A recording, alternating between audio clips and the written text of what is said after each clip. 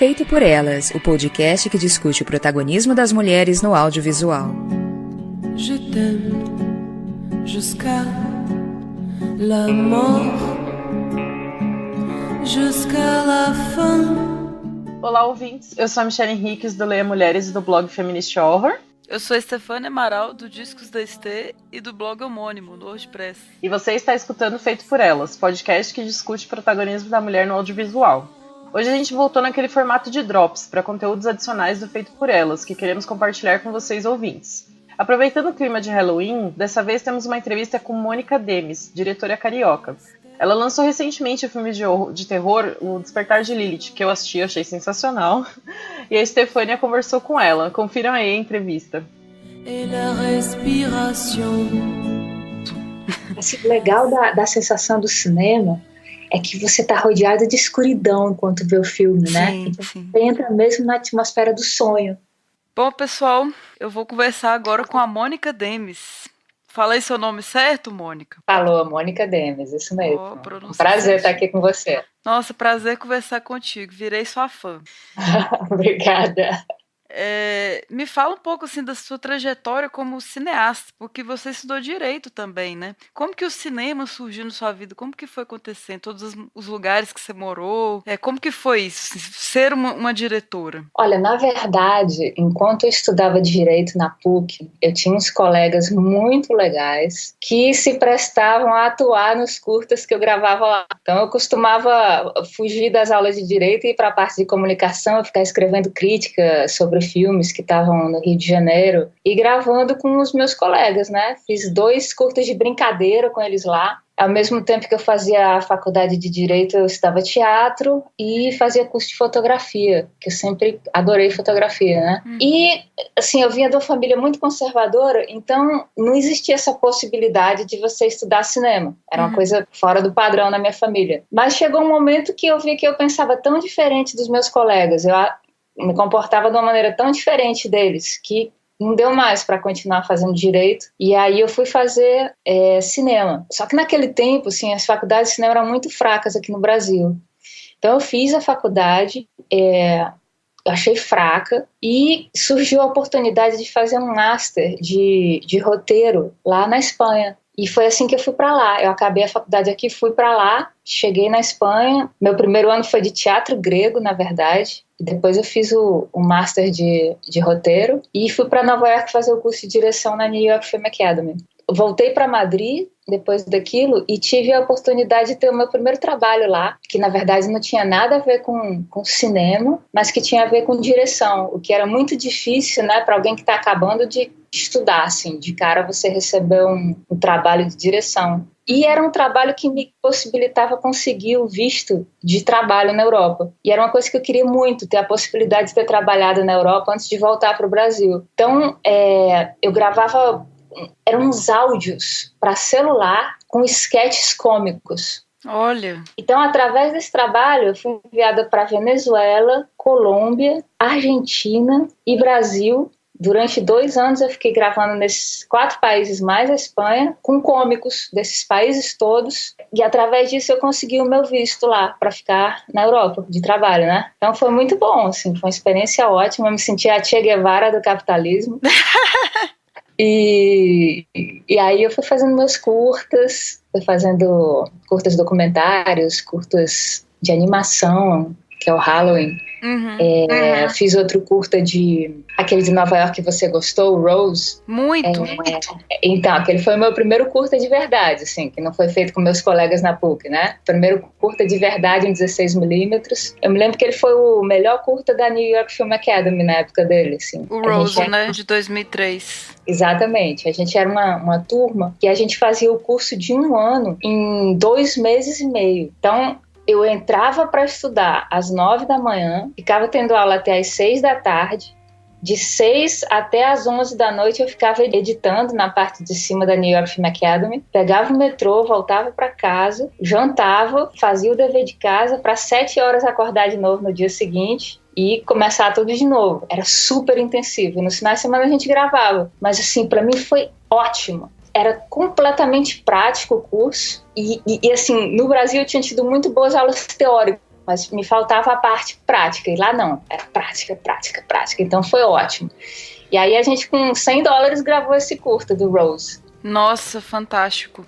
E eu até vejo muita semelhança dele com o Lilith, assim, em alguns takes, né? O fato de ser monocromático também, a relação das mulheres, né? A cena do banho, tem muita coisa ali, assim, que eu sinto a semelhança que viria a ser o Lilith, né? Que é o seu primeiro longa. É a semente, né? Esse curta, ele foi muito legal porque foi a primeira vez que me possibilitou ir a um festival de cinema competindo, né? O Rose. Foi muito legal. E ele realmente tem essa estética, assim, a influência um pouco do Bergman, né? Que eu adoro. Uhum. E um pouco do Lynch, né? Que entra nesse mundo dos sonhos sem fronteiras com a realidade. Ai, por falar no Lynch, né? Você tem aquela foto linda com ele. Como que foi a história da foto com o Lynch? Conta um pouquinho do Lynch, assim, pra gente.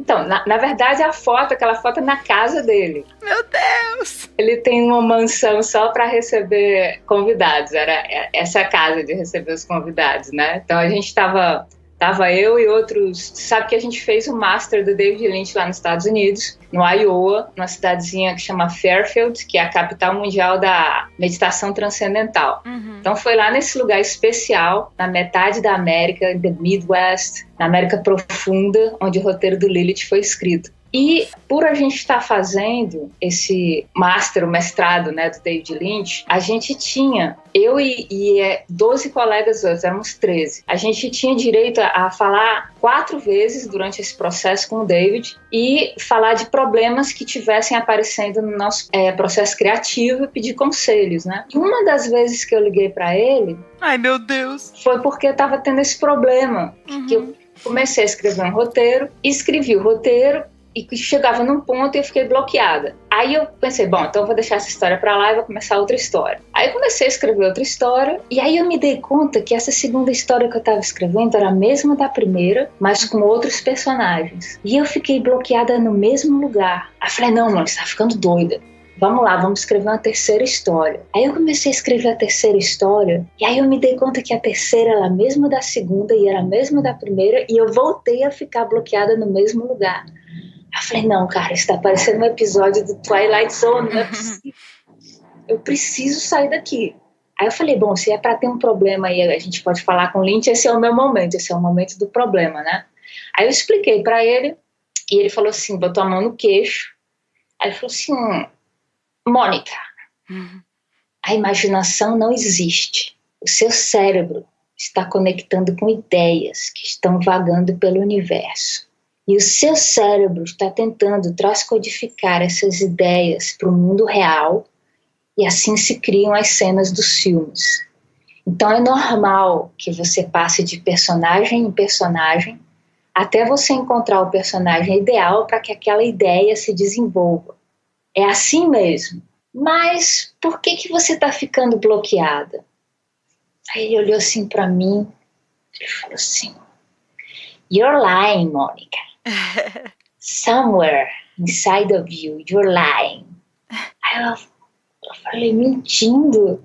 Aí ele falou, você tá ficando bloqueada porque você tá mentindo. Aí eu passei a noite em claro. Onde é que eu tô mentindo? Onde é que eu tô mentindo na história?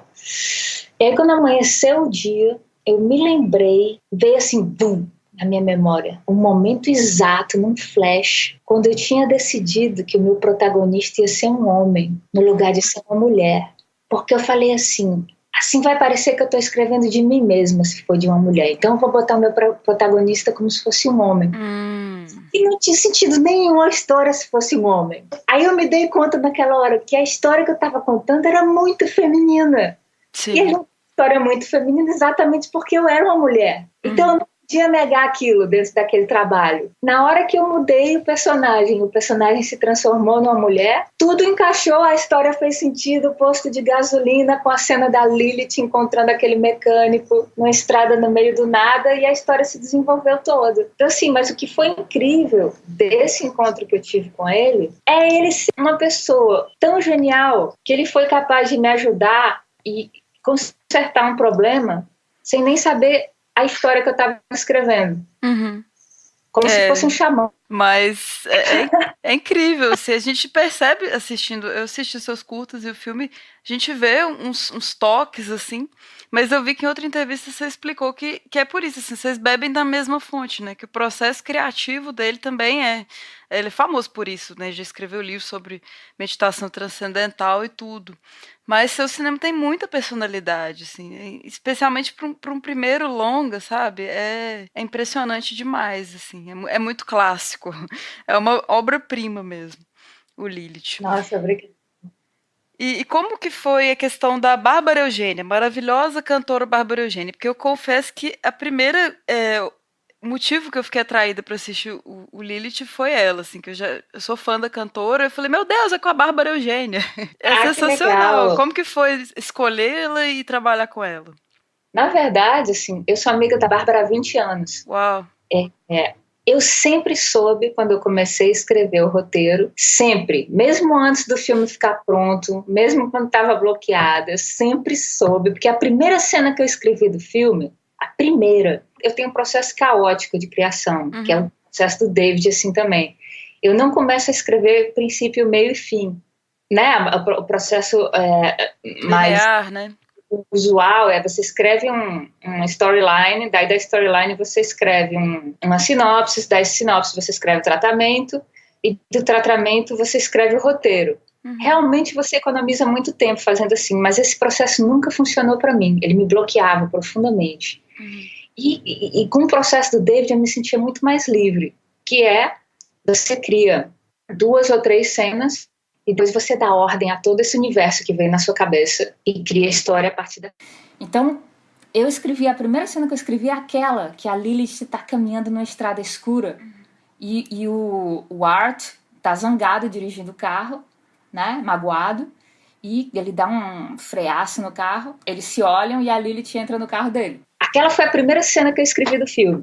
Escrevi aquela primeira cena, eu sabia que aquela mulher que ia entrar no carro era a Bárbara. Sim. Por que eu sabia? Porque a Bárbara tem aquele olhar fatal.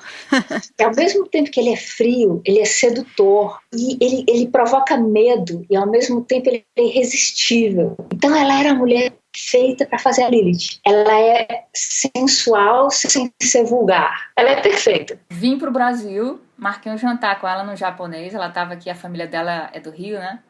Aí marquei um jantar com ela no japonês, eu falei, Bárbara, depois que a gente conversou, botou um pouco a vida em dia, eu falei, olha só, sabe que eu tô lá, tô fazendo esse filme, escrevi esse personagem e eu penso que esse personagem tem que ser você. Você quer fazer? Aí sabe qual foi a resposta dela? Ela falou, meu sonho sempre foi ser uma vampira. Que fofa! É muita coincidência, assim, porque a outra que faz a Lucy, né, que quer dizer luz, e a Lucy é a Sophia Woodward. Quando eu fui fazer a entrevista com ela também, assim, eu não fiz casting com ela do filme, falei do personagem, aí ela pensou e me ligou, eu tava com medo, mas você tem que confessar uma coisa pra você, eu sempre quis ir, ela é a mesma frase da Bárbara.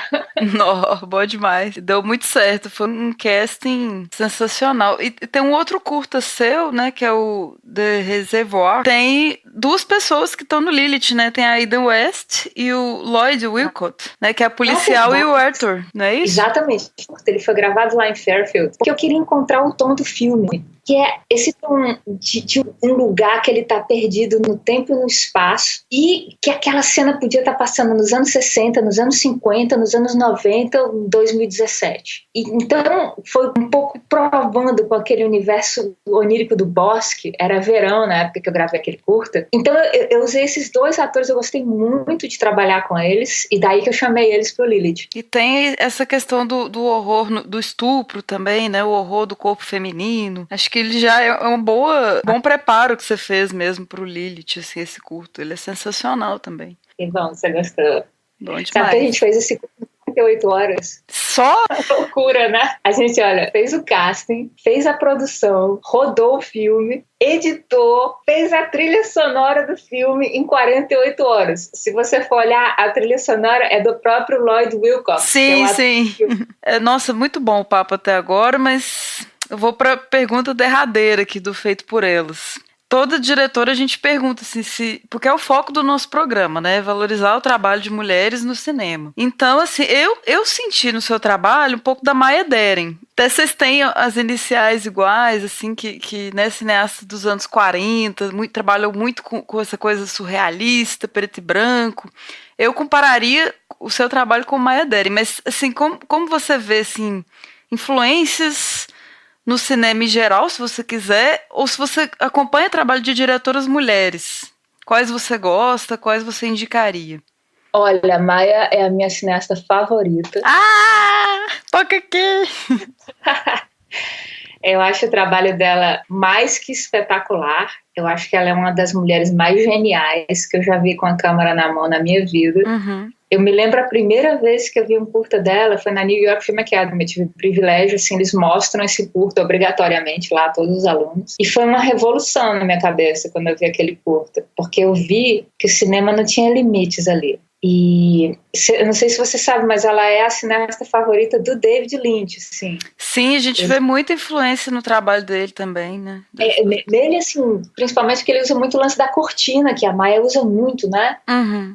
Aquela cortina de veludo vermelho que ele usa, né? Que tem nos filmes dela muito, que dá aquela qualidade dreamy, né? E tem 2 ou 3 takes que a Maya usa muito, que ele usa muito também. E ele fala, né? Que é uma homenagem a ela, que ele gosta muito dela. Ela é a minha favorita, sem dúvida nenhuma. Tem outra cineasta também, indiana, que ela fez uma trilogia. Não tem nada a ver com esse tipo de filme, mas eu gosto muito dos filmes dela também, como espectadora, mais que como influência. Fez aquela trilogia da Terra, Água e Fogo, que conta a história da Índia. Vocês viram? Como ela chama? Deu um branco agora, eu sei, tem um Alzheimer para nome das pessoas. Eu sei como é. Essa eu não conheço, assim, a gente tem um podcast que a gente fala da Maya Deren. Mas não, essa é a deusa, assim, se eu fosse chamar. E gosto muito da diretora do piano, né, que ganhou Jane Campion. Festival de Cannes. Temos um podcast também. Adoro, assim, acho ela fantástica, principalmente o piano. Cara, também amo o piano. Como é que aquele filme podia ser tão bonito, tão sensual, tão poético ao mesmo tempo. Incrível, e tão dramático também, tinha tudo. Nossa, bom demais, Mônica, falar contigo. Adorei falar com você também. Me conta, eu esqueci uma coisa, seus projetos, essa pergunta também é importante. Então, tô escrevendo... pretende para agora? Eu acabei um roteiro, que é um thriller psicológico com uma mulher protagonista, num conservatório de música. Acabei ele hoje. Uau! Muito bom, assim. Eu vou só revisar um detalhezinho, assim, da última cena, hoje à noite, mas acabei ele hoje. Isso foi, inclusive, um dos motivos que eu voltei para o Brasil, porque eu queria ter tempo para escrever. E tô com um segundo filme já na cabeça, o segundo roteiro já na cabeça, que é para ser gravado em Angra dos Reis. Olha!